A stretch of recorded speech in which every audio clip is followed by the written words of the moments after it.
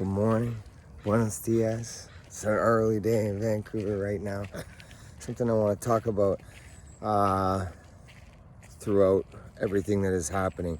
A lot of people say to me, how do we educate people on education of what's real and what isn't? We're living in a time right now when the mass majority of people are scared. And when the mass majority of people are scared, they're the ones who are moving the movement. So when you have fear moving a movement, you don't have conscious choice. You don't have clear thoughts. It's fear distorts the thinking. So now we have a collective of people that are scared, receive their information from the television, and spout this as facts. So for the rest of us, as we sit back and we watch this unfold, we try to educate, right?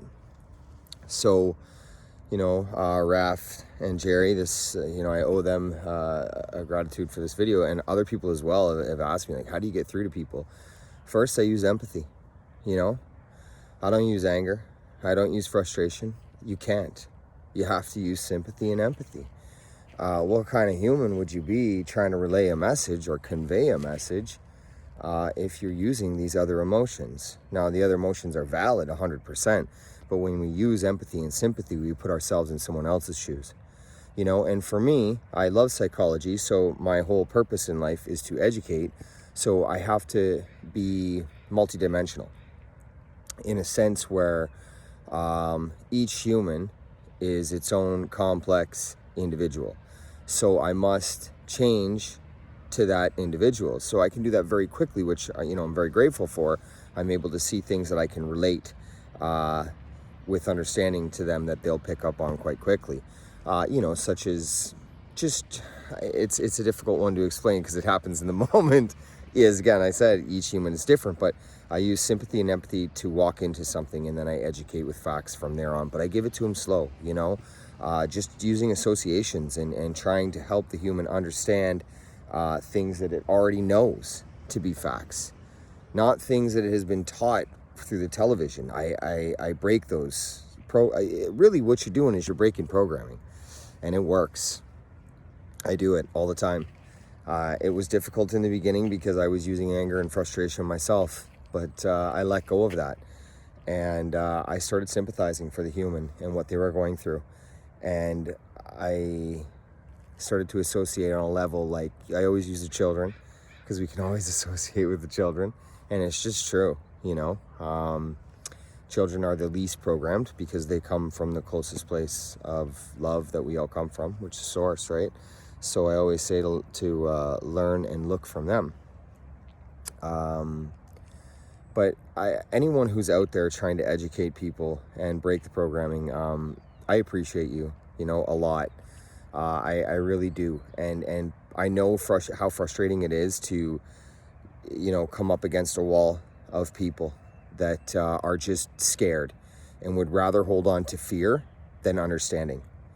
And when they hold on to fear, they have no idea what they lose along the way because they don't want to understand.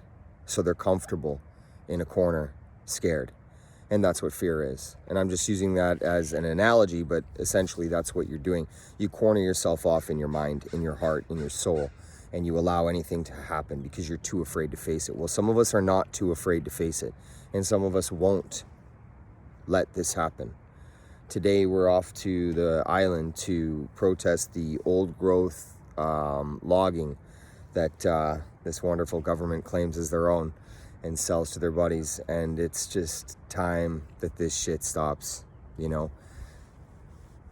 This pandemic has been a front for so many other things, but fear is the tool of control, and it works. The displacement of one's thoughts through fear has allowed many, many other things to take place in a very quick, very, very fast way. So I would also say to the people that are watching this that use hypotheticals and assumptions from the television as facts, to understand that the people that are trying to educate you from a standpoint of empathy, sympathy, love, honesty, and authenticity, maybe hear your fellow man out, because we're here to help. We're the voice for those that don't want to have one, you know, and we think, and that's our purpose here, is to think for everyone while these things transpire. So I think this is to be put in both shoes. You know, you always have to walk or see yourself in another man's shoes, you know what I mean? Because if you can't do that, then you don't have perspective. And if you can't gain perspective, well, then you're stuck in one-sided thinking, and that doesn't work either, right? So we have to have open hearts and open minds, as long as everything's done through honesty, authenticity, and love. And that's what the human experience is all about. Things have just got twisted along the way. So anyone who is pursuing this challenge of unprogramming the programmed, I appreciate you, and I thank you so much. I'm working on some big things that are going to bring things much, much closer together. So I really appreciate every single one of you that are doing this, and all the support and all the love, and much love to everybody.